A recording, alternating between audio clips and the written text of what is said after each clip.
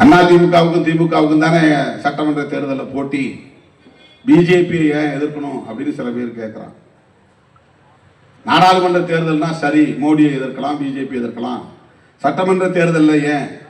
சட்டமன்ற தேர்தலாக இருந்தாலும் நாடாளுமன்ற தேர்தலாக இருந்தாலும் கொள்கை ஒன்றுதான். மதச்சார்பின்மையை நாங்கள் உயர்த்தி பிடிப்போம். மத சார்பு அவங்க, மத சார்பற்ற நாங்கள். கான்ஸ்டிடியூஷன் மத சார்பின்மையை பேசுகிறது.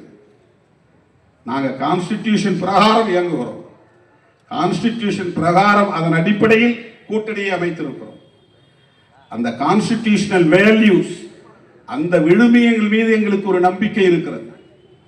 திமுகவுக்கு, காங்கிரசுக்கு, இடதுசாரி கட்சிகளுக்கு, விடுதலை சிறுத்தைகளுக்கு, இஸ்லாமிய கட்சிகளுக்கு, அதிமுகவுக்கு என்று இந்த கூட்டணியில் இடம்பெற்றுள்ள கட்சிகள் அனைத்தும் பாஜக தலைமையிலான மதவாத சக்திகளுக்கு எதிராக ஒன்று சேர்ந்திருக்கிறோம்.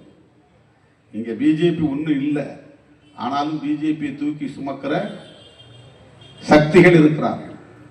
அவர்களையும் சேர்த்து வீழ்த்த வேண்டிய தேவை இருக்கிறது.